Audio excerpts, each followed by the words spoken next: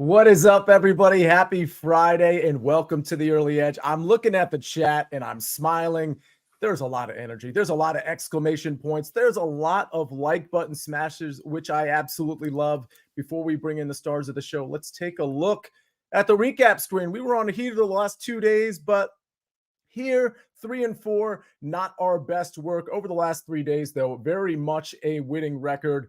Yankees didn't do us any favors. And of course, prop stars, very atypical, going 0-2. But listen, not a totally bad day here. We hit our golf bet. We hit our SportsLine pick. And of course, Mike McClure hits his Royals bet. That Royals wagon is really paying dividends.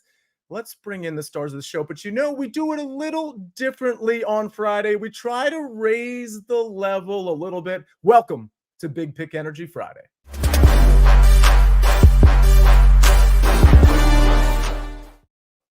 Oh, here we go. Oh, man. I am so excited. Except I'm a little nervous, I got to be honest, because if Buckets and Danny are on the show, it means that I'm going to have some pronunciation problems when we get to the recap screen at the end of the show. And oh, by the way, I see Mike McClure in the chat. He's probably reading a book. He's probably reading an encyclopedia like he usually is on this screen. But if you have any questions for him, he is in the chat for you.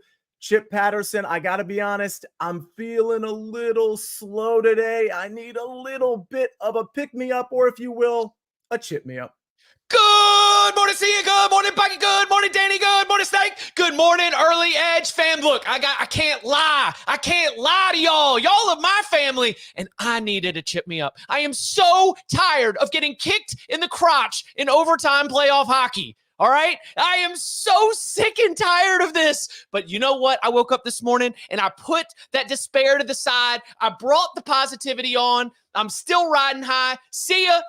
SIA on the PGA ain't nothing better. I'm going to try to match you here with a little golf winner coming up later. I'll tell you what, I've got a golf pick. I've got a couple golf leans. I don't normally do this, but I got a couple golf leans I want to give out at the same time I give out my pick. And by the way, Sox Nation, I don't know that I got lucky on my golf pick. We were either going to get a push on the 18th or we were going to get a win on the 18th. And fortunately, Alex Norn knows how to play this course, and we got the birdie on a tough hole. But I wouldn't call that luck because our worst case scenario was probably a push there. Either way, we got a W. Wow. And Buckets, you come here today with a lot of picks. We're looking for, correct me if I'm wrong, but 3 W's? We got 3 W's coming up. And as someone who never gets tired of getting kicked in the wait a minute. Let me go ahead and fix that one. Nope, I just wanted to bounce off of Sia. I think I did that incorrectly. But yes, Sia, 3 picks coming up. And I'm excited to share, of course, the beautiful game with so many people in the chat. Well, you have the floor, my friend. What are the 3 picks? I was supposed to go into the picks. I see what we're doing now. Yep, it's been a while. I took a couple days off, kind of forgot where I was. But hey, here's what we're going to do. We're going to start with France Ligue 2, which is the second flight of French soccer. And I'm looking at a matchup between Annecy and Angers SCO. And see, so many times, and I have done this as well, people will say, hey, this is a must-win matchup for one side. And then they don't win, and the next week they go, it wasn't really a must-win matchup, but now it is a must-win. Well, here's the deal. Angers absolutely have to win this match. They are tied on points with Saint Etienne right now, and only one of those teams will go through to automatic promotion, which means Angers cannot slow down. Annecy is not a bad side by any means, but they've got nothing to play for at this point in the season, while Angers absolutely have to go for not only the win, but they have to go for multiple goals here to make sure they stay ahead on goal differential. Taking Angers over 1.5 team total at -105 to start us off on this beautiful Friday. Then, from France Ligue 2 to France Ligue 1, we go in a matchup between Stade Brest taking on Stade Reims this afternoon. And we're keeping it simple here. We're keeping it classic. We're keeping it sexy. Both teams to score at -130. But this is my warning to everyone. Do not take both teams to score and over 2.5. Do not take both teams to score, no draw. Don't overthink this one. Take the BTTS. BTTS has hit in 4 of the last 5 times these two teams have played, but over 2.5 goals has only hit in 1 of those 5 times. 1-1 has been the correct score in 3 of the last 5 fixtures between these two clubs. They just can't differentiate themselves. I'm keeping it simple with that BTTS. And then finally, Sia, had to give you one that was a bit difficult to pronounce here. I'm looking at the matchup between Piast Gliwice taking on LKS Lodz at noon in the Polish Ekstraklasa. We're going again, both teams to score in this one because Lodz is doing something that so many bad teams do. They really don't play well at all this season. And then all of a sudden in that last month of European football, they go, holy shit, we're in a relegation race. We've got to start trying. We've got to start scoring goals. And they play really good for that last month, but it's too little too late. But Lodz is scoring goals right now, finally, because they weren't all season, which means both teams to score at minus 115 for a defensively broken but offensively rejuvenated squad is the way to play this matchup. Wow.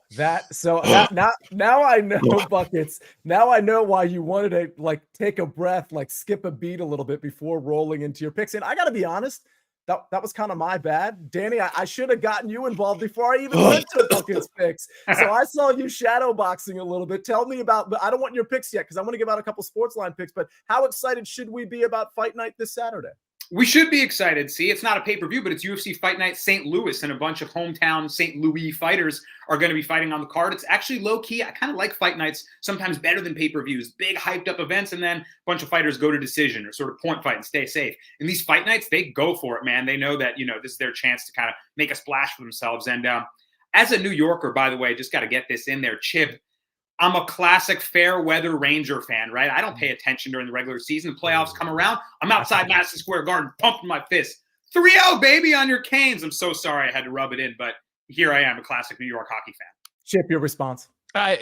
It is so frustrating getting kicked in the crotch time and time again. I mean, one goal loss. How about 5 straight overtime losses in the last 2 postseasons? Rangers, Islanders, Panthers. The beginning of that was the 4 overtime game from game 1 of the Eastern Conference Finals last year. You may remember that the Panthers won that 4-0. 2 games went to overtime, every game decided by 1 goal. I mean, this is the margins are so thin, and the Hurricanes are built to be so good over 82 games, and there's something missing at the very, very end of these playoff series, and it is a crushing feeling. This is why I like being a big dumb fan, by the way, because, in all of my work elsewhere, I don't feel this emotion, and what you feel every single time your favorite team has that, Lucy in the football moment.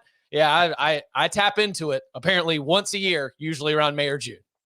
No offense, Chip, but Danny, I'm glad you brought that up because we were talking, Chip, in the last 2 days. I know you've watched the show. We've been talking about the Carolina Hurricanes. David Talk was in here in the chat 2 days ago saying, hey, Carolina's going to sweep the next 4 and they're going to win at plus 700. I kind of thought because, listen, I don't know a ton about hockey, but I know they were buyers at the trade deadline. I know this is a very formidable team going back home. Series doesn't start until you lose a home game. Well, it started now. And unfortunately, it might have finished last night. So we'll see what happens the rest of the way there. Let's get to, Danny, before we get to your UFC picks, and we got some PGA picks, let's go to the NBA and to the MLB. We've got a SportsLine pick here. Pascal Siakam over 20.5 points at minus 119. Of course, Knicks at the Pacers. Knicks down a bunch of guys. We're not going to see Anunoby. We're not going to see Mitchell Robinson. Of course, we're not going to see Julius Randle. Danny, these are your New York Knicks, of course. This game starts at 7.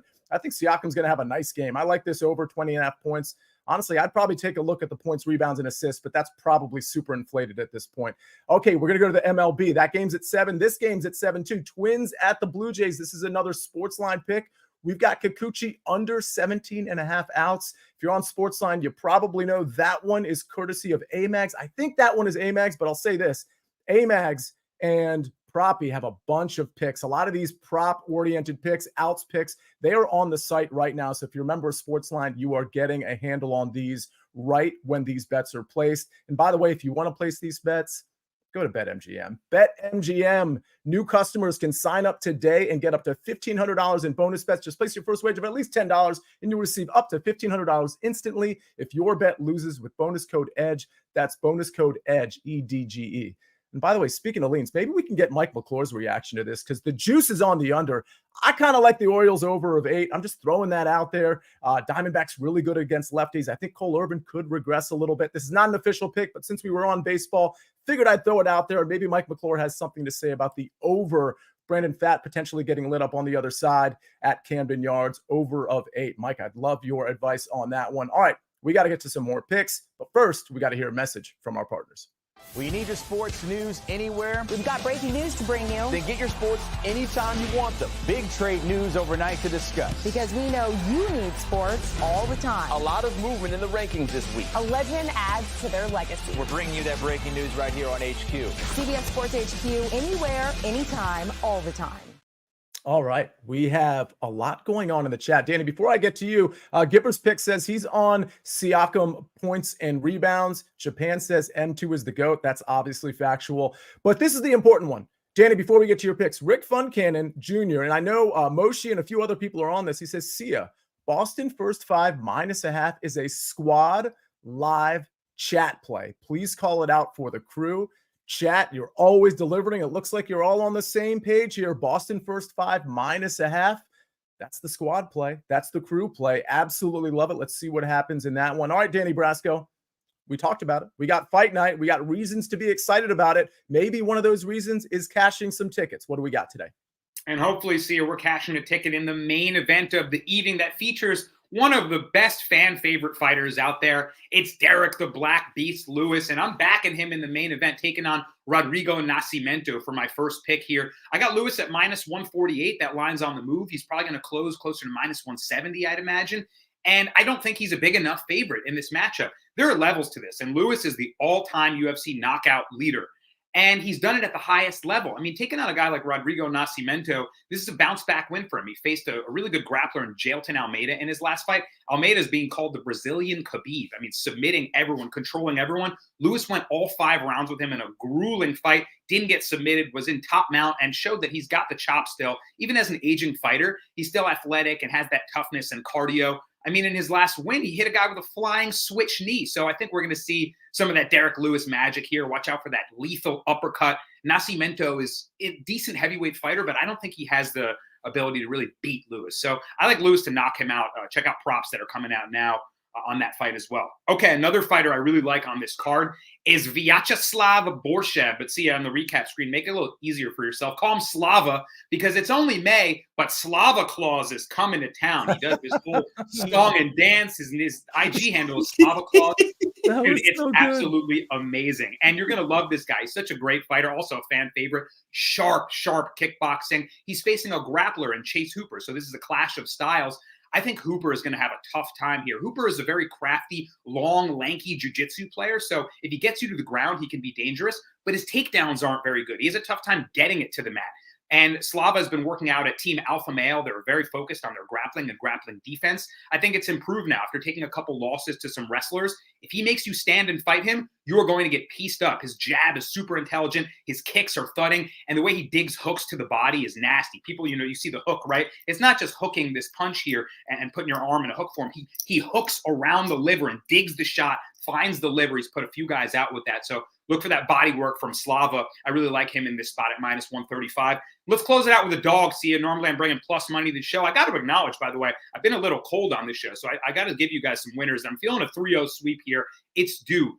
I like Billy Goff, straight up junkyard dog here at +145. He's fighting a very long, rangy opponent in Trey Waters, guy that likes to keep you at the end of his punches, pop the jab, throw straight punches at range. But Goff won't let you keep that distance. He will crash and close the gap, bring that pressure, and absolutely break you with it. He took out a really popular fighter on the come-up named Yusaku Kinoshita, had a ton of hype on him, absolutely folded him with the pressure. He will get in your face. He will stay there. And eventually he will just out-tough you to a win. So look for Billy Goff to junkyard dog it out for a win. And there's 3 UFC picks for UFC Fight Night St. Louis. See ya.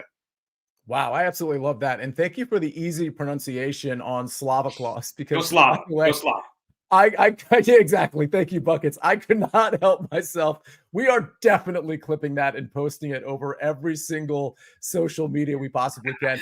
Mike has responded to my Orioles play. Listen, like I'm in the weather right now. I do realize it's not good hitting conditions. I think that's why some of the money is on that under for the Orioles. I still think they're going to get to fat in Irvin in this one. So I'm just throwing that out there. It's just a lean, but very good point by everybody. The weather, not good hitting environments in the Northeast, as Mike McClure, who is very active in the chat, points out. This is a big reason to be in the chat, folks, because sometimes we got Mike McClure, Danny Brasco, or A-Mags, or Sniper, or Buckets. Anybody can be in this chat answering way more questions than we can answer on this show. All right, let's get to some. Oh, go ahead, Danny Brasco. I was going to say, speaking of A-Mags, Steve Launcher in the chat says, is that A-Mags or Danny Brasco? Another person still confused by the, no one's ever seen this in 2 rooms scenario here. Who is who, Sia? No one can know. He's not the only one that has levied that allegation. I'm convinced you're the same person. It's just like a different facial hair thing. You draw it on basically day to day. Buckets, did you have anything before I give out my PGA pick? Did you want me to have something?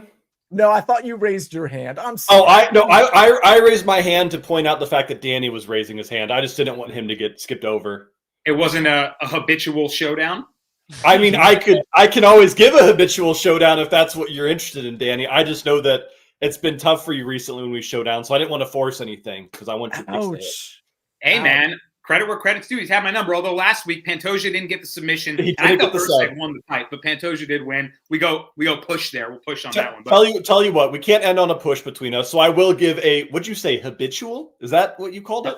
Habitual, dude. You just pronounce Polish words. You know the word habitual. Habitual pull down. Listen, I just want to say, what's up, Chip? You are a habitual line stepper. You are absolutely a habitual line stepper. He would cross the line habitually. Absolutely. Well, let me cross it one more time and say that I know that Derek Lewis is a crowd favorite, but he is not my favorite in this fight, Danny. I'm looking at a guy who I know he's got the records for the most TKOs, all that good stuff. He's also 39, and he's only won one of his last 5 fights. I'm not going to say he's walked, but I'm going to say the fact that I can currently get Nascimento at plus 135 on that money line for me, Danny, I'm just saying it seems a little fishy for a guy that, again, has only won one of his last 5. He's too old. He can't hold up against these young guns anymore. It's like me against Sia, the next generation stepping up here for everyone. So I'll take Nascimento if you want that on the money line, just straight up. Nascimento should be plus 300. I absolutely want that. I don't know what he's going to do to Lewis. I don't see it. Snake, hit the music.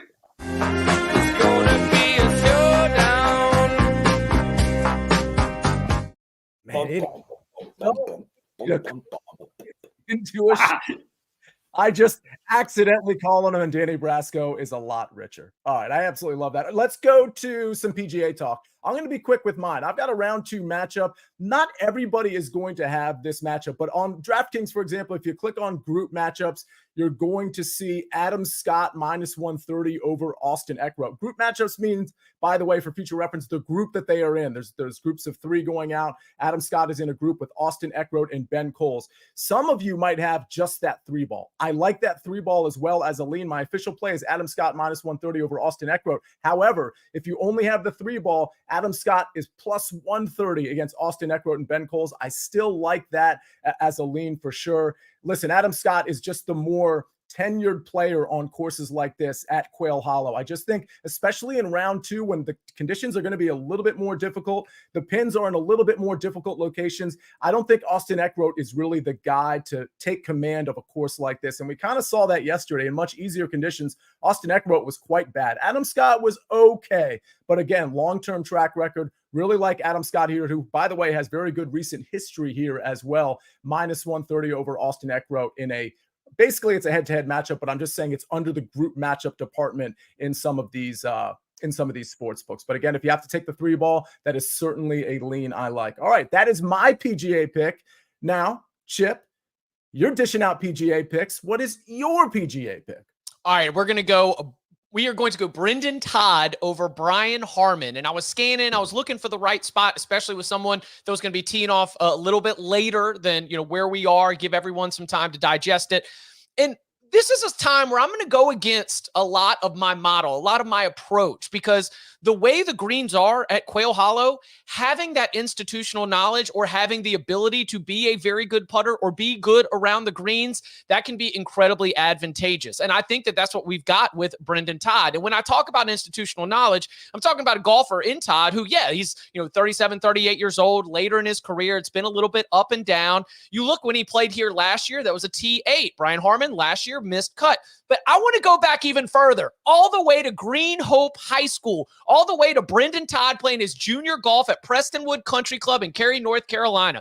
This is a man who, since he was a junior, has played all the top courses in North Carolina. And so, Brendan Todd was not great tee to green. It was, in fact, that putter that allowed him to be able to only have a +1 on the card. Brian Harman, 2 strokes worse, a little bit all over the place, but really could not figure these greens out. So normally, I think that your strokes gained putting is something to look for a bounce back or a regression.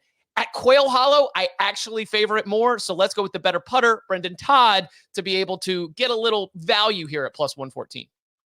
Yeah, Chip, listen, Brian Harmon can be a good putter, but I do agree with you that putting, I think, gets minimized a little bit too much, especially on these courses that are tough.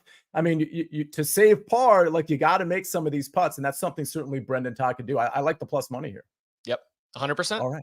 All right. And by the way, there was another lean I had. I did like Patrick Cantlay minus 135 over Tom Hoge. The only reason it wasn't an official play is because I think Tom Hoge rates out a little bit better than people think, in spite of the fact that he's short here. But I still think that minus 135 is a decent number on Patrick Cantlay over Tom Hoge. I think I got most of the questions in the chat. Austin Eck wrote, don't confuse him for Austin Eckler, the newest Washington Commander. Really great guy. For those of you that don't know, he's going to be a really good locker room guy, hopefully really great on the field as well. I'm looking to make sure I didn't miss any golf picks. If anybody has any questions, they can always tweet at us. And by the way, Early Edge is going to be on the network. I'm going to be hosting it at 2:00 this afternoon. That's CBS Sports Network. So definitely you're going to want to check that out. We're covering NBA. We're covering MLB, NFL, NHL. We're doing it all on CBS Sports Network today at 2:00. All right, ladies and gentlemen, got the showdown in. Let's take a look at the recap screen. Buckets. Here we go. Engers, team total over 1.5 minus 105. Stad Reams, both teams to score minus 130. And Gilweiss Lodz, both teams to score minus 115. Buckets, what's that last one? I think the most impressive thing was you pronounced the first one wrong, but the last one is LKS Lodz versus Piast Gliwice. That's probably wrong too, actually. There's no way that's right. Well, it sounded sophisticated and perfect. So let's go with that. I've got something much easier to pronounce. I've got a round 2 matchup. Adam Scott minus 130 over Austin Eckroat. You heard what I said about the 3-ball if you don't have this matchup available to you. Danny Brasco, Derek Lewis, money line minus 148. And Slava Claus, money line minus 135. Billy Golf, money line plus 145. Chip Patterson, Brendan Todd today, plus 114 over Brian Harmon. Again, that's another round 2 matchup. And the SportsLine picks, Pascal Siakam over 20.5 points at minus 119. And Kikuchi under 17.5 outs, minus 118. A lot more picks on SportsLine. I need to remind you, because I looked right before the show, there's a ton of baseball action and every other sport covered on sportsline.com/join. Again, type in promo code winners. You get 60% off the annual plan. Everybody, thank you for being in the chat. This is going to be a great Friday. Tyler Moore, he says, much love, y'all. I'm out. I guess that means we are out too. On behalf of Jake the Snake on the 1s and 2s and 3s and 4s, Danny Brasco, or maybe it's A-Mags, I'm not really sure. Buckets, Chip Patterson, and his Chip Me Up. This is the Early Edge. I am the counselor. We rest our case.